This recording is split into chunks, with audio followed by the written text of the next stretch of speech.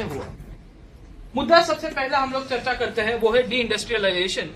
और D industrialisation के पीछे मैंने आपको कारण बताए थे, वो है मतलब जो हमें मेन हेडिंग में चर्चा की है वो है रूइन ऑफ आर्टिजन्स एंड हैंडीक्राफ्ट्समैन। अब आप समझ लीजिए एक चीज, बैकग्राउंड ऐसा है कि भारत के अंदर 17वीं 18वीं शताब्दी की जो इंडस्ट्री है वो मैंने आपको बताया कि एग्रीकल्चर प्लस कॉटेज इंडस्ट्रीज, इन दोनों का मिक्सचर चलता रहता था, इन दोनों की इंटरडिपेंडेंसी थी और ये दोनों अच्छी तरह से डेवलप हो रहे थे। इसके कारण इंडिया का एक्सटर्नल ट्रेड और इंटरनल ट्रेड बहुत अच्छी तरह से डेवलप हो गया था।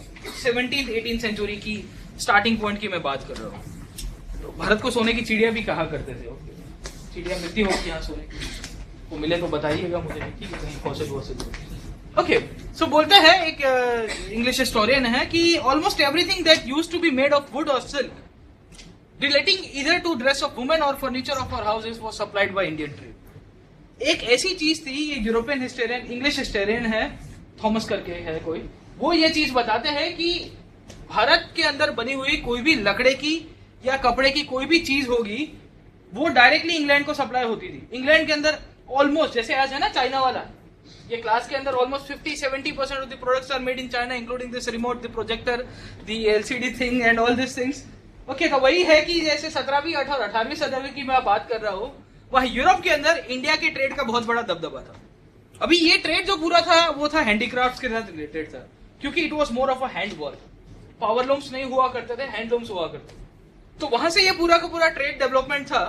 So it was more of a handicraft and cottage industry, but this used to give us good amount of money. हमको बहुत अच्छी तरह से ये पैसा कमा के दे रहा था। अब इसके चक्कर के अंदर ही जब यहाँ पे इतने सारे इंडियन गुड्स का यूरोप के अंदर इतना फैलावा हो जाता है, तो आप ये चीज समझ लीजिए कि यूरोप के जो बिजनेसमैन होंगे उनको पसंद आएगा कि भाई भारत से इतनी सारी चीजें आ रही है, they are destroying our market. हम लोग को कॉम्पिटिटिवनेस जो है वो और भी हम लोग को तबाह कर रही है, क्योंकि Indian goods were Fairlie superior. England के अंदर जो भी लोग थे, तो उनके जो बिजनेसमैन थे उनको ये चीज पसंद नहीं आ रही थी। इसी के चक्कर के अंदर करीबन 1700 के आसपास सरकार एक एक्ट पास करती, वो एक्ट में लिखती है कि they will ban all kind of cloth, silk, muslin, calicos from India, Persia and China. जो भी डायरेक्टली रेडीमेड जो मैन्युफैक्चर होके आ रहे थे ना भारत से, वो सबके सबको बैन कर देगी। You see the English government passed an act. तो इंडिया की इकोनॉमी कितनी बड़ी होगी कि यहाँ पे आपको ये चीज समझ में आ रही है कि वहां की ब्रिटिश सरकार को एक्ट पास करना पड़ा। ये 1700s का टाइम है, अभी तो इनको आए 100 साल हुए। So within a span of 100 years, the East India Company was making profits. वो स्मगलिंग करता था, लिटरली ऐसा बोला जाता है कि वो स्मगलिंग का काम करता था। When this act was passed, east India company smuggling के थ्रू अपना माल बेचता रहता था और इंग्लिश मार्केट के अंदर इंडियन गुड्स की डिमांड वैसी की वैसी ही रहेगी। एक्ट का कुछ ज्यादा आपको इफेक्ट नहीं देखने को मिलेगा। बाय 1720 ब्रिटिश गवर्नमेंट एक और एक्ट पास करती है और बोलती है कि हम लोग 5 पाउंड का टैक्स लगाएंगे who wore Indian silk and Indian cloth, and 20 pound of tax on the person who sold it। 20 pound मतलब आज की तारीख में भी कितना, 20 पाउंड मतलब कितना आपका, 5 पाउंड मतलब 500 रुपए हो गया ना। पाउंड कितना चल रहा है, 100 रुपए चल रहा है ना अभी, रफली 90-100। Okay, and I am talking about 1720s। Okay, I am not talking about 2015। You see the impact of the Indian trade and the Indian goods which were finding the market in Britain, कि वहां पे British सरकार यहाँ पे एक कानून को पास करना पड़ता है उनको, और बोला जाता है कि भाई ये अगर पैसे नहीं, अगर आपने इसका इस्तेमाल किया तो हम आपके ऊपर टैक्स लगाएंगे। सो Indian goods, Indian manufacturers were having good time, good gala time by the time 1700 and 1720, 1750s तक की मैं बात कर रहा हूँ, जब यहाँ पे इन्होंने प्लासी के बाद पूरा का पूरा बंटाधार करना शुरू किया। आपके 1726 के आसपास की बात है, जब फ्रांस के अंदर लुई 11वें या लुई 12वें राजा हुआ करते थे। उन्होंने एक रेगुलेशन पास किया था फ्रांस के अंदर, जहां पे उन्होंने बताया था कि 1-2 बार ये स्मगलिंग करेगा इंडियन गुड्स का या इंडियन क्लॉथ का, तो उसको जेल वेल करेंगे, फाइन वाइन में डालेंगे। तीसरी बार पकड़ा गया तो उसको कैपिटल पनिशमेंट, ठीक है, उसको लटका दिया जाएगा। यू सी कि इतना हमने इम्पैक्ट किया होगा ब्रिटिश मार्केट को या यूरोपियन मार्केट्स को कि दे यूज्ड टू फियर कि भाई कोई भी आदमी इंडिया के गुड्स को खरीदेगा नहीं, कोई भी आदमी उसको बेचेगा नहीं। अगर स्मगलिंग करके बेच रहा है, तीसरी बार पकड़ा गया तो डायरेक्ट, ठीक है, ऊपर वाले के पास आपको भेज दिया जाएगा। So this was the industry which was the background of the Indian industry which had the good market, secondly India के अंदर का भी जो इंटरनल मार्केट है वो भी बहुत बढ़िया हुआ करता। तो जितने भी आपकी बड़ी बड़ी रियासतें थी, all the elite class people, ये लोग भी हैंडीक्राफ्ट के सामान को अच्छी तरह से बाय कर रहे हैं। तो यहाँ पे जितने भी हैंडीक्राफ्ट वर्कर्स थे, आर्टिजन्स थे, उनको अच्छा मार्केट मिल रहा था, डोमेस्टिक और इंटरनेशनली दोनों साइड के ऊपर। नाउ यू ट्राई टू सी कि इंडस्ट्रियलाइजेशन का पूरा जो प्रोसेस है वो डी इंडस्ट्रियलाइजेशन की तरफ कैसे जा रहा है। How did the deindustrialisation took place, किस तरह से यहाँ पे भी औद्योगिकरण शुरू हुआ भारत के अंदर, what was the pace and how did it affected the Indian economy and the Indian society. एक है ना कि economy and society are very very much interrelated. आर्थिक रूप से कुछ आप यहाँ पे कुछ परिणाम लाने की कोशिश करोगे तो समाज व्यवस्था के अंदर भी आपको कुछ ना कुछ असर देखने को मिलेगा। इसके लिए तो बोला जाता है कि globalisation is a kind of economic process. But UPSC पूछता है कि how it globalisation is affecting Indian farmers, how is globalisation affecting Indian women, इस बार पूछ दिया उसने। How is globalisation affecting the Indian farmers, how is globalisation affecting the religion, धर्म को भी किस तरह से ग्लोबलाइजेशन असर कर सकता है कि नहीं कर सकता। So there can be many of the questions which can be framed. यहाँ पे हम लोग आ जाते हैं डी इंडस्ट्रियलाइजेशन कैसे हुआ। अभी देखिए कि मैंने आपको बताया कि इंडियन जो ट्रेडिशनल इंडस्ट्रीज हुआ करती थी वो हैंडीक्राफ्ट्स की थी। यहाँ पे हैंडमेड जो भी गुड्स चलते रहते थे, आपके जितने भी कॉटन की जो भी थोड़ी बहुत इंडस्ट्रीज है यहाँ अहमदाबाद के अंदर। अच्छा ना पेલું कैलिको मिल ख्याल से ना बोले, कैलिको मिल ની સ્ટોરી ખ્યાલ છે બધા, કેલિકો કેમ કહેવાય આ લોકો અહીંયા આવે ને ત્યારે કેલિકટ ઉતર્યા હતા અને કેલિકટમાં જે કપડું મળતું હતું એને કેલિકો કહેવાતું, એટલે એ લોકોના નામ પડી ગયું। પેલું આપણે છે ને બિસ્કિટ એટલે પાર્લેજી ને ટૂથપેસ્ટ એટલે કોલગેટ હતું, પછી ગમે આપે પણ પહેલા તો એક છાપ પડી ગઈ। સો જે કપડું મળતું હતું આ લોકોએ કેલિકટથી બાય કરીને એક્સપોર્ટ કરવાનું ચાલુ કર્યું, એના પછી એનું નામ એ લોકોએ કેલિકો છે। So calico was a kind of a cotton product, clothes હતું, કોટનનું જ કપડું હતું, એને કેલિકો કહેવાતું। અમદાવાદમાં એક મિલ પણ હતી calico mill. We are one of the largest producers of cloth in the world, still Ahmedabad. Okay, અમારું અરવિંદ, આશીમા અને RV, all this, they are producing good amount of good quality and good amount of clothes. Okay, we'll come back to this topic. Industries के पीछे की जो story है, ये story ऐसी है कि industries and commerce are interrelated. दूसरा मैंने आपको बताया कि इंडस्ट्री अगर कुछ बनेगा, यहाँ से कॉमर्स एंड ट्रेड का डेवलपमेंट होगा इंडस्ट्रीज के थ्रू, तो आपके मार्केट दो प्रकार के हो सकते हैं। एक है आपका डोमेस्टिक मार्केट और जनरली दूसरा मार्केट जो होता है जिसे कहते हैं इंटरनेशनल मार्केट। हमने आपको यह भी चीज बताने की कोशिश की अभी तक कि जो इंडिया की हैंडीक्राफ्ट इंडस्ट्री हुआ करती थी, they had both the markets and they were very much in demand. यहाँ डोमेस्टिकली भी यहाँ पे उनको अच्छा खासा मार्केट मिल रहा था और इंटरनेशनल भी मैंने आपको बताया कि मार्केट के डिमांड बहुत था, तो सरकार को वहां पे 20-20 पाउंड तक का टैक्स लगाना पड़ रहा। अभी हम लोग को जो देखना है वो स्टोरी यहाँ पे यही देखनी है कि ये डोमेस्टिक मार्केट को किस तरह से खत्म किया गया और इंटरनेशनल मार्केट को किस तरह से खत्म किया। मुद्दे की बात के ऊपर पहले यहाँ पे हम लोग थोड़ा इंटरनेशनल साइड की तरफ जाते हैं कि how did the international market regarding the Indian goods was finished. अब आप समझिए एक चीज कि हम लोग 1700-1800 के आसपास की भारत की बात कर रहे हैं और कहानी ऐसी चल रही है कि यहाँ पे इन्होंने बहुत सारे एक्ट्स पास किए और वही एक्ट्स के चक्कर में इन्होंने भारत के गुड्स को मना किया कि आप इंग्लैंड और यूरोप के बहुत सारे मार्केट्स के अंदर ना घुस पाए। सो उस तरह से इन्होंने एक थोड़ी प्रोएक्टिवनेस दिखाई थी अंग्रेजों ने। अभी इसके बाद भी इंडिया का गुड्स ब्रिटेन में जाना या यूरोप में जाना रुका नहीं। सो बाय 1700 1750-1760 के आसपास की जो पूरी की पूरी पॉलिसी आ जाएगी, जो टाइम आ जाएगा, यहां तक जाते जाते ये लोग एक सीट डिसाइड कर देते हैं कि अब उनके पास पॉलिटिकल पावर आ गया था। 1765 के बाद आ गया था बक्सर के पास, प्लासी के बाद 1750 1760। तो जहां जहां उनके पास पॉलिटिकल पावर था, जो जो एरियाज को लेके, वहां वहां उन्होंने बोला कि यहां से तो हम लोग कुछ भी हो जाए एक्सपोर्ट नहीं होने देंगे। यहां से जो फिनिश गुड्स बन के जो इंग्लैंड जा रहा था ना, वो एक्सपोर्ट नहीं होने देंगे। तो एक पॉलिसी इन्होंने डेवलप की जिसे कहते हैं यूनिलैटरल फ्री ट्रेड पॉलिसी, एक तरफीय मुक्त व्यापार की नीति। मुक्त व्यापार आपको पता चलता है ना सबको, free trade. Okay, zero taxes, zero custom duties. छोटे दीवार टूटती क्यों नहीं, इंडिया पाकिस्तान के बीच में आज नहीं तो कल टूट जाएगी, ठीक है, तो आपका व्यापार बहुत बढ़ जाएगा, तो बॉर्डर सब हट जाएगी जैसे यूरोप के अंदर हुआ। This is the reality. Two countries which had fought the most horrendous world wars are like no partners in crime and partners in rhyme. Germany and France. बोला जाता था कि the German chancellor is suffering from Frenchophobia. बोले उसको जैसे है ना, India is suffering from Pacophobia and Pakistan is suffering from Indophobia. मतलब कुछ भी हो जाता है ये उंगली इस तरफ ही करते रहते हैं. आज तो दोनों ठीक है, दोस्त बन के घूमते रहते हैं, कभी पेरिस में कभी बर्लिन के अंदर. स्टोरी यही है कि ट्रेड को लेके भी ये पूरा का पूरा मुद्दा चलता रहता है. ट्रेड के अंदर जो नीति थी जिसे कहते हैं हम लोग यूनिलेटरल फ्री ट्रेड पॉलिसी या एक तरफे मुक्त व्यापार की नीति. मुक्त व्यापार का मतलब कि आपके बीच में ट्रेड बैरियर्स नहीं होंगे. ट्रेड को लेके आपकी व्यापार को लेके जहां पे भी बीच में कोई भी ऑब्स्ट्रक्शन आ रहा है उसको हटा दिया. अंग्रेजों ने क्या किया कि इन्होंने एक नीति का डेवलपमेंट किया, एक पॉलिसी का डेवलपमेंट किया जिसे कहते हैं unilateral free trade policy. Unilateral मतलब एक तरफिया. एक तरफिया का मतलब ऐसा होता था कि ब्रिटेन से कोई सामान जो इंडस्ट्रियली यहाँ पे उन्होंने जो इंडस्ट्रियल रिवॉल्यूशन हुआ था ब्रिटेन के अंदर 1800 के आसपास की मैं बात कर रहा हूँ, उसके बाद और डेवलपमेंट हो रहा है, तो वहां से जो मशीन के द्वारा जो बनाया गया जो सामान था वो भारत के अंदर बेचा जाएगा.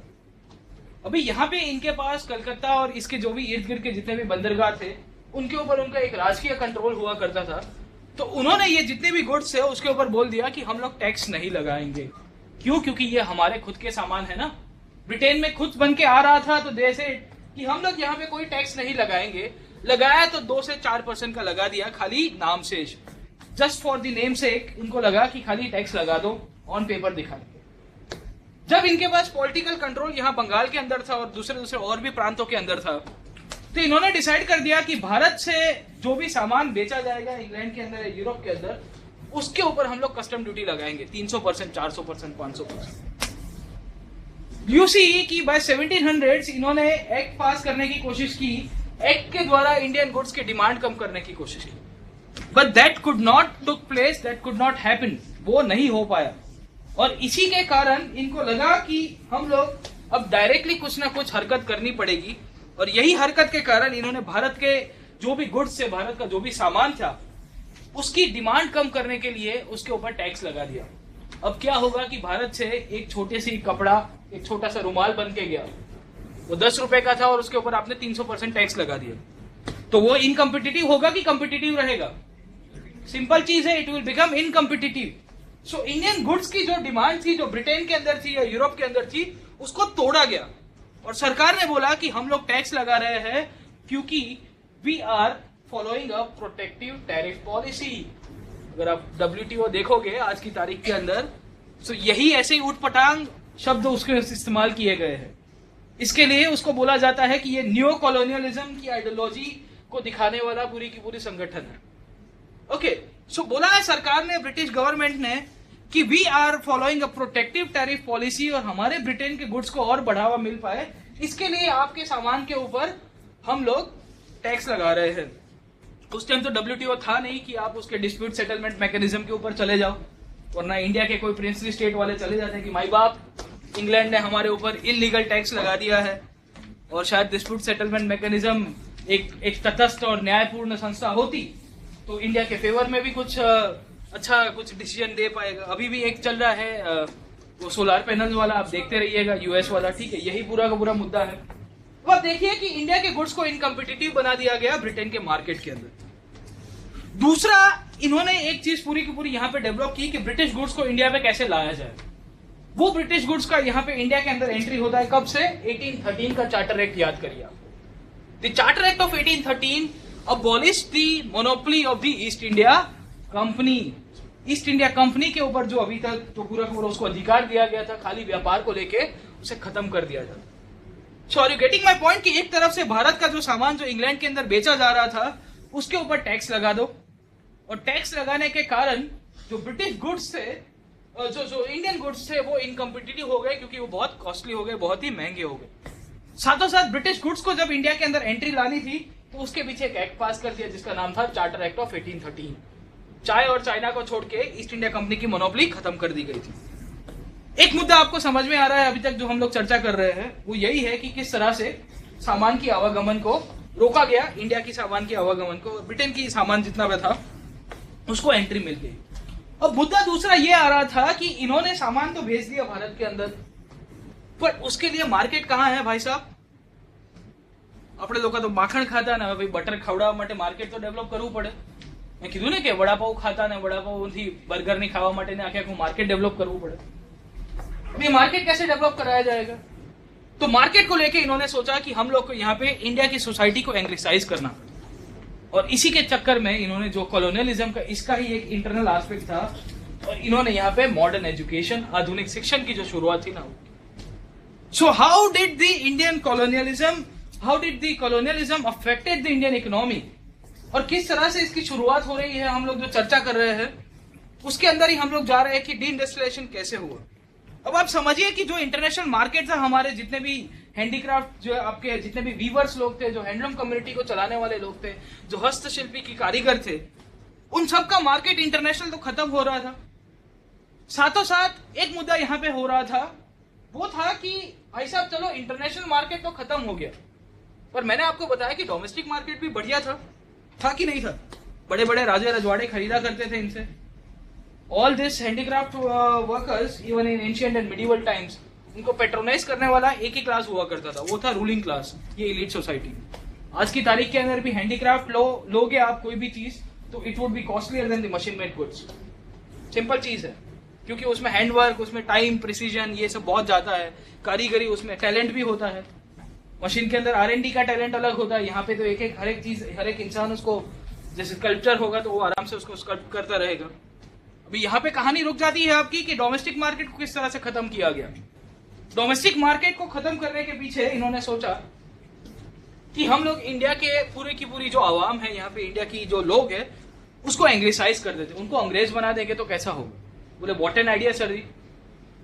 भारत के लोगों को अंग्रेज बनाया गया, उसके पीछे ही उसकी चाल के अंतर्गत उन्होंने यहाँ पे मॉडर्न एजुकेशन की शुरुआत की. One of the reason behind the introduction of modern education in India was the colonial aspect. हमने देखा था ना कि किस तरह से इनकी क्या सोच थी ब्रिटिश गवर्नमेंट की कि if we will teach this people English, they will be truly dispose towards British rule. British rule के विरुद्ध में ये कुछ बोलेंगे, कहेंगे नहीं. साथों साथ they can also act as a consumer base. यहाँ पे आपको एक पूरा का पूरा जो डिमांड खड़ी करने वाला जो बेस होगा, वो भारत के ही लोग होगा. इसके लिए उसको सिखाए. So on one hand the Indian market और द इंडियन मैन्युफैक्चरर्स, जो यहाँ पे इंडस्ट्रीज हुआ करती थी, जो थोड़ा बहुत प्रोड्यूस कर रही थी, उनकी इकोनॉमिक एस्पेक्ट को देखे हुए इंटरनेशनल मार्केट उनके लिए रोका गया. साथों साथ यहाँ का जो डोमेस्टिक मार्केट था, जो डिमांड चलती आ रही थी, जो यहाँ के ट्रेडिशनल रूलिंग क्लास थी, उनको एंग्लिसाइज कराया गया. अभी ये तो मैंने आपको बताया कि ये तो छोटा सा सेक्शन था जो एंग्लिसाइज हो रहा था. बाकी इनको जो मेन पेट्रोनाइज करने वाले जो लोग थे, वो लोग थे राजे रजवाड़े. मैंने बताया ना कि अगर आप पुरानी मूवीज या बहुत सारी देखोगे, उसके अंदर होता है कि आप कोई स्मार्ट हैंडीक्राफ्ट या आपके अंदर कोई भी टैलेंट होगा, तो राजा आएगा और राजा की आपको दरबार के अंदर आपको कुछ पेश करना है कि राजा जी मैं ये आपके लिए ये बना के लेके आया हूं. तो कुछ सीट होगी, कोई सोफा होगा, कुछ म्यूजिक होगा, आप कोई भी म्यूजिशियन होगे, कोई पेंटर होगे, तो राजा खुश हो जाएगा, तकलिया रखे 2-4 सोने चांदी के मोहर वोहर दे देगा और आपको बोल देगा कि इसको मेरे दरबार में एक जगह दे दो. तो इस तरह की यहाँ की पूरी हैंडीक्राफ्ट इंडस्ट्री चलती थी. जो लोकल किंग्स, यहाँ पे जितने भी इलीट क्लास के सोसाइटी थे ना, उसको पेट्रोनाइज करने वाले लोग. अब हुआ क्या कि यहाँ के जितने भी लोकल किंग्स थे, उनको खत्म कर दिया गया. If you see post 1813 and somewhere around 1850s, यहाँ पे कंटिन्यूअस एनेक्सेशन होता है. डेलहाउसी के टाइम तक आते आते, अगर आप थोड़ा बहुत हिस्ट्री एक ओवरव्यू आपने लिया होगा, तो एक चीज हमको जानने को मिलती है कि डेलहाउसी आता है और यहाँ पे सबके सब स्टेट्स का विलय करेगा. अब आप समझिए कि इनकी जो लोकल डिमांड करने वाले जो लोग थे, the people who used to demand this handicrafts, उनका तो खुद अस्तित्व ही नहीं रहा. लगान के राजा जी आप याद करिए, वो खुद पेंशन के ऊपर जी रहे थे. How could he been able to employ this handicraft worker. So एक तीर से दो निशान मारने की कोशिश की गई. इंटरनेशनल मार्केट को खत्म कर दिया गया, customs, duties and tariff barriers लगा के.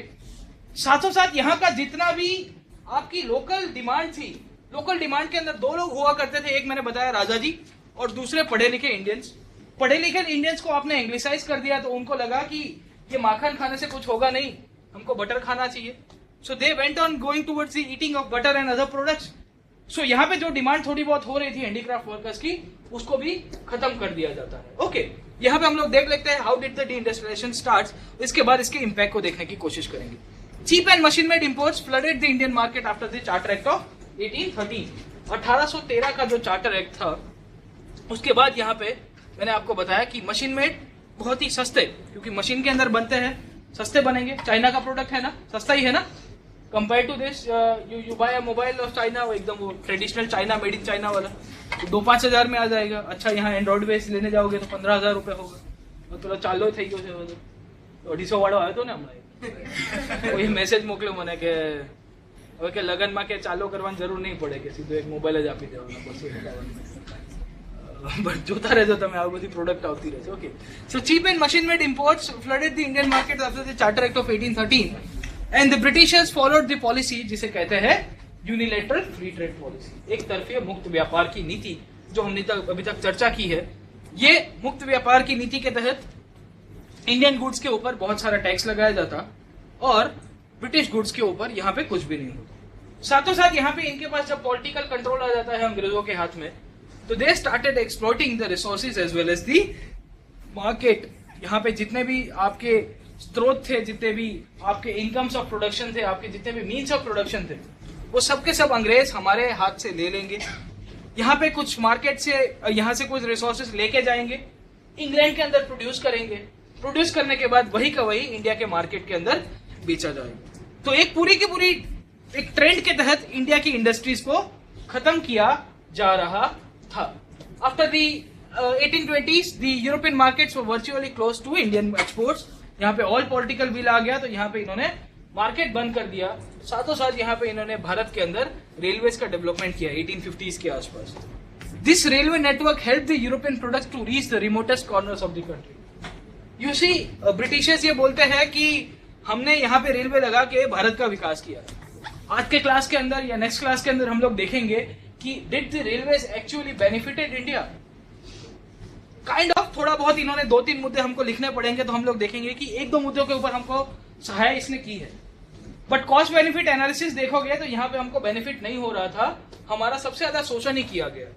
क्यों? क्योंकि रेलवे क्या करता, अगर रेलवे का इन्होंने डेवलपमेंट किया तो इंटीरियर पार्ट से लेके पोर्ट्स का डेवलपमेंट किया, so that the raw material can be sourced.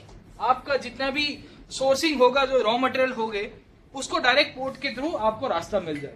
साथों साथ ये रेलवे मार्केट जो दूर दूर के कोने में जाती थी, वो प्रोडक्ट्स लेके भी जाती थी जो ब्रिटेन के ऊपर बनते थे, वहां से इंडिया के बंदरगाह के ऊपर आते थे और वहां से रेलवेज इंटीरियर पार्ट्स के ऊपर. The Indian products found it more and more difficult to penetrate the European markets. The loss of traditional livelihood was not accompanied by a process of industrialisation. ये चीज बहुत महत्वपूर्ण हो जाती है. आपका जो पूरा का पूरा मुद्दा चलता है डी इंडस्ट्रियलाइजेशन का, हम लोग देखने की कोशिश करते हैं कि ये किस तरह से हुआ.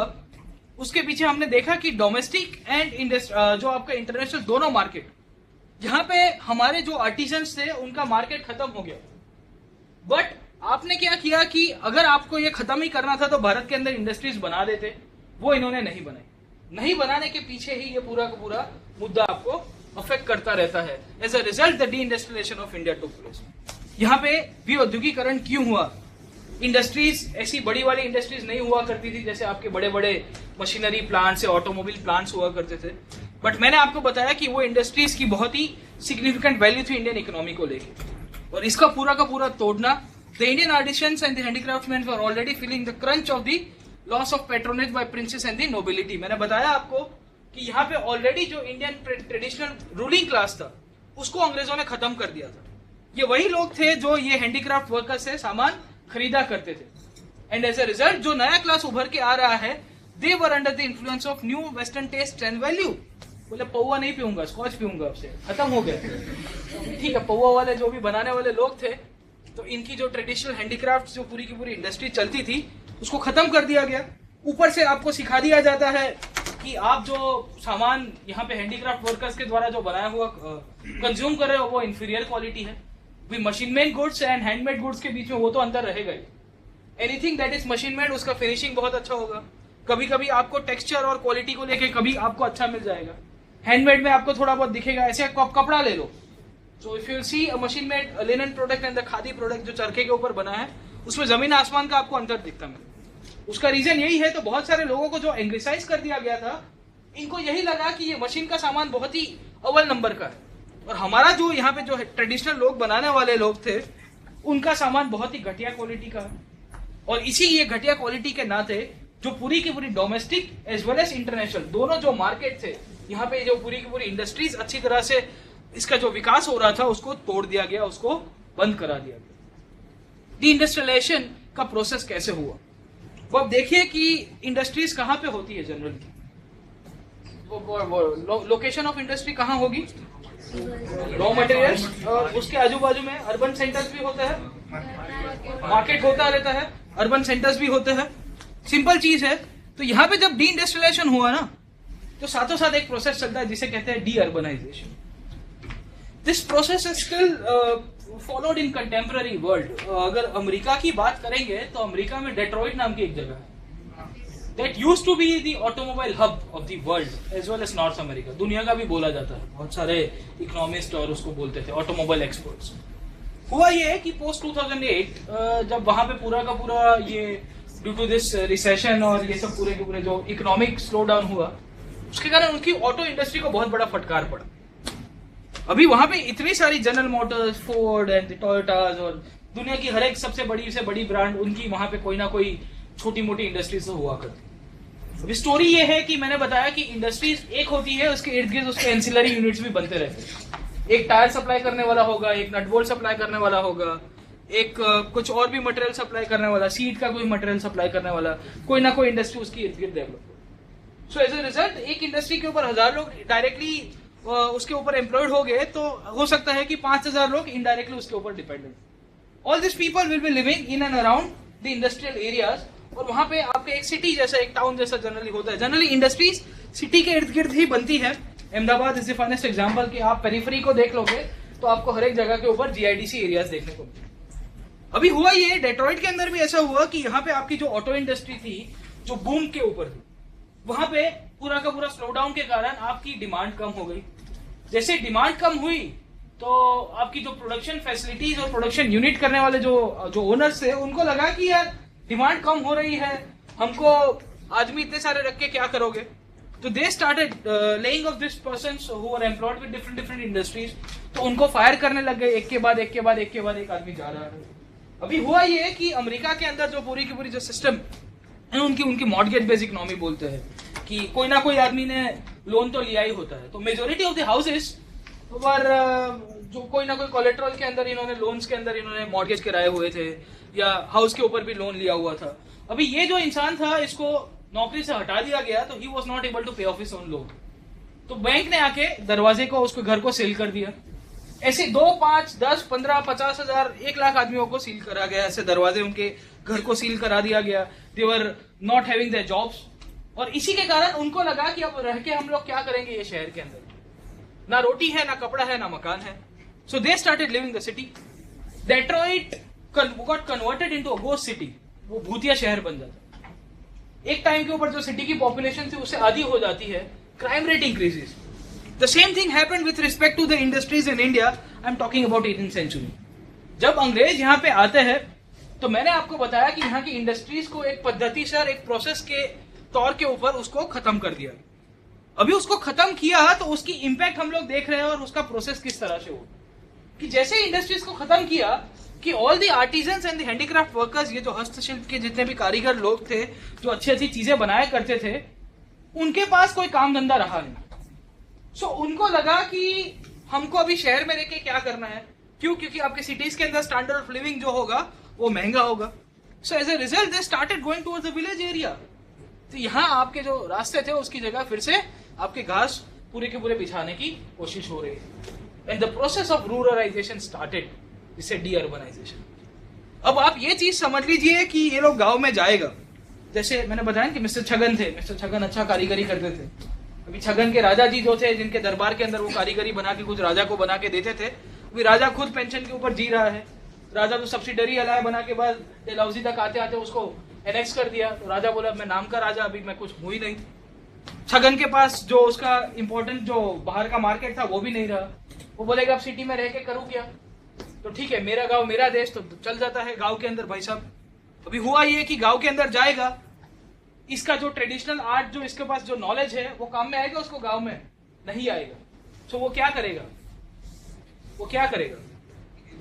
he'll start the practice of agriculture, और वो यहाँ से पूरा का पूरा प्रोसेस शुरू होता है जिसे कहते हैं पीजेंटाइजेशन।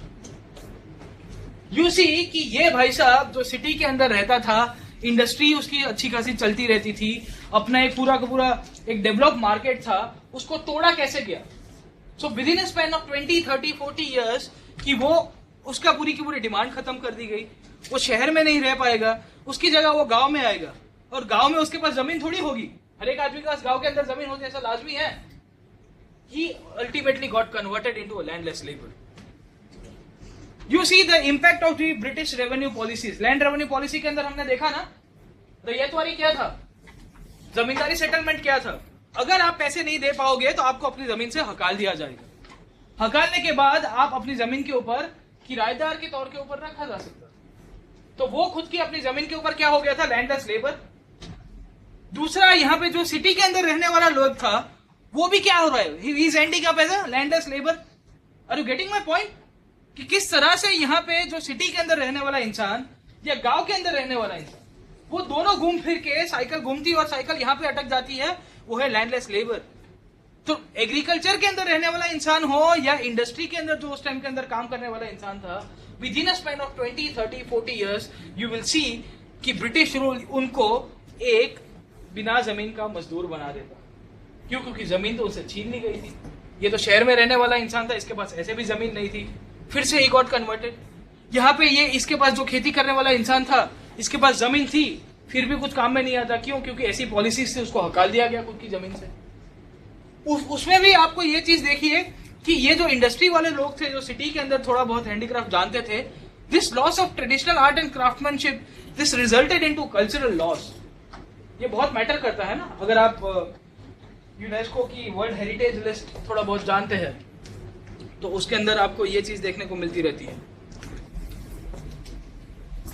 ये चीज वो है कि आपके यहाँ पे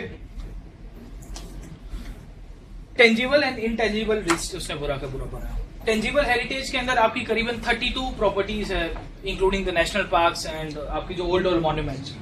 इंटेंजिबल के अंदर ये सब कल्चरल फॉर्म्स, डांस फॉर्म्स है, फिर आपके वैदिक चैंटिंग लिस्ट है, साथों साथ यहाँ पे ट्रेडिशनल जो आपके हैंडीक्राफ्ट या आपकी जो आर्टिजन वर्क्स है ना, उसको भी हम लोग कंजर्व करने की कोशिश करें। हो सकता है कि जब अंग्रेज यहाँ पे आए और यहाँ पे बहुत सारे लोग जो डिइंडस्ट्रियलाइजेशन प्रोसेस के तौर के ऊपर जब गांव में आके सेटल हो जाते हैं, तो एक जनरेशन तो उनको आर्ट पता होगा कि ये आर्ट ऐसे होता है, but with in span of next 50 years they could not inherit their own talent to their next generation, और इसके कारण यहाँ पूरा का पूरा कल्चरल लॉस हुआ।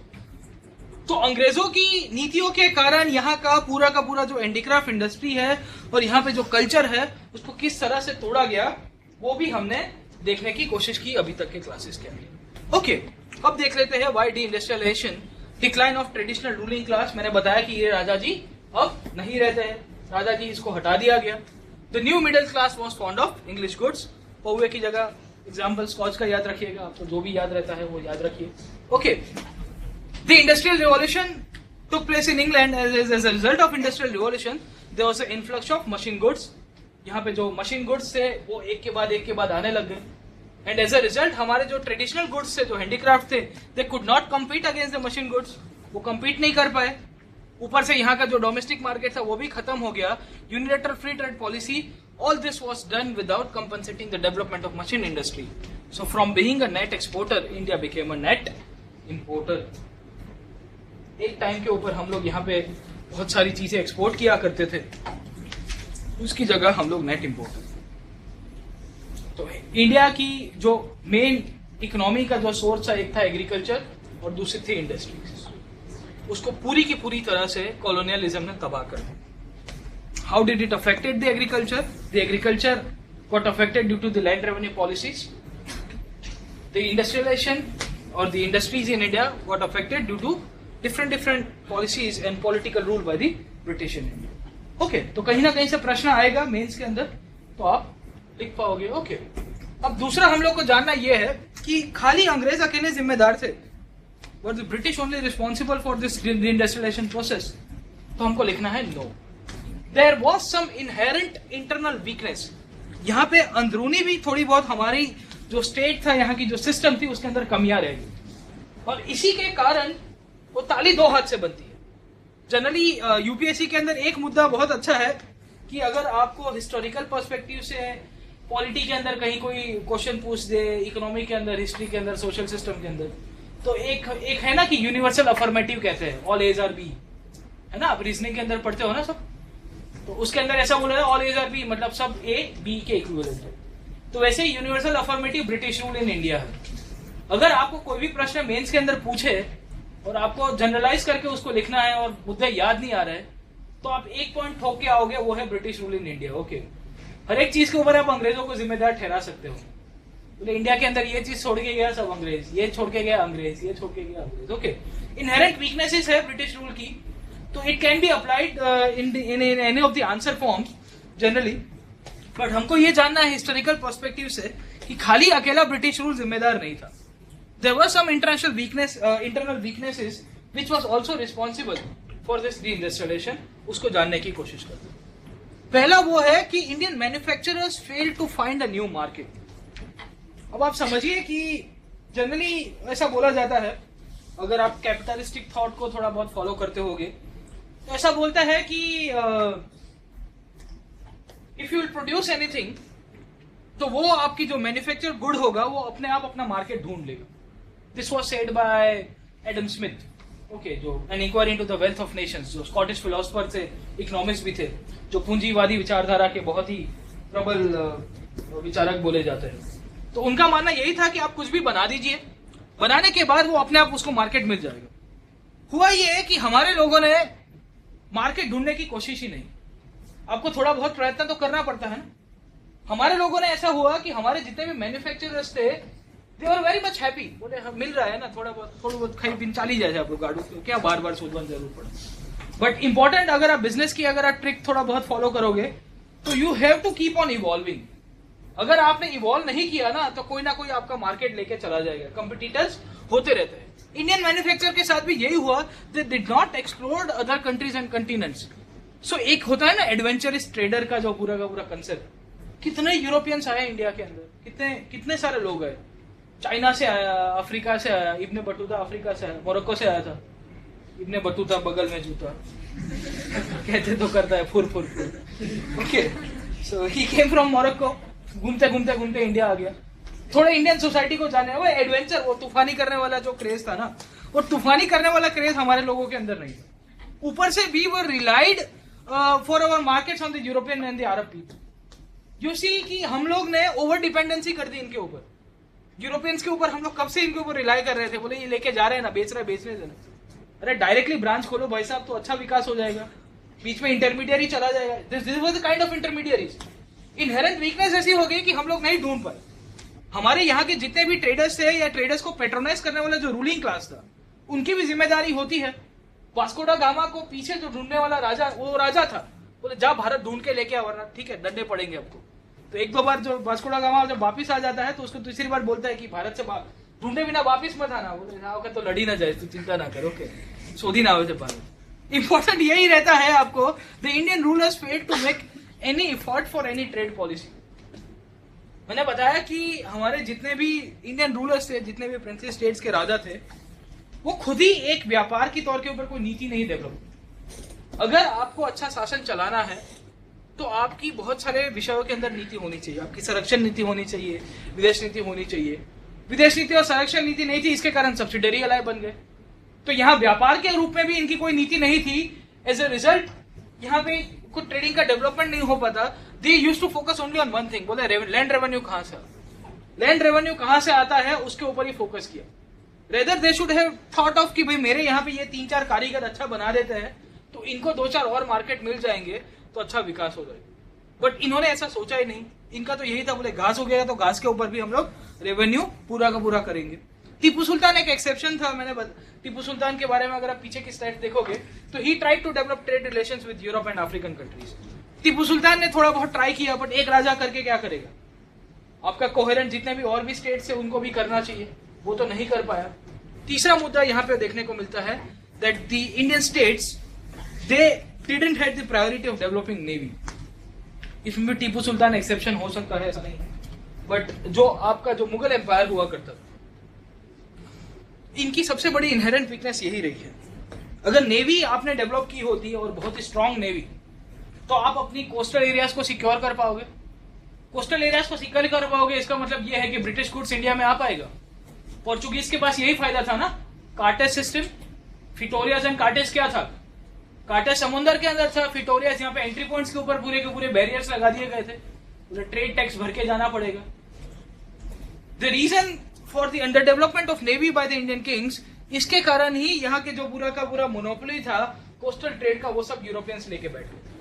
If the coastal trade would have been under Indian control, then it would have been difficult for the Europeans to penetrate India. और उनका सामान जो आसानी से मिलता जा रहा था ना, वो नहीं मिला। अगर उनका सामान नहीं मिल पाता, उसका मतलब ये है कि इंडिया के जितने भी गुड्स है उसका मार्केट वैसा का वैसा ही रहता। सो इम्पोर्टेंट हमको ये देखना है कि डी इंडस्ट्रियलाइजेशन के पीछे जो फोर्सेस थे, वो Britishers were primary responsible, but there were some inherent weaknesses into the Indian economic structure as well. और ये इंडियन इकोनॉमिक स्ट्रक्चर आपकी पॉलिटी के साथ रिलेट करेगा।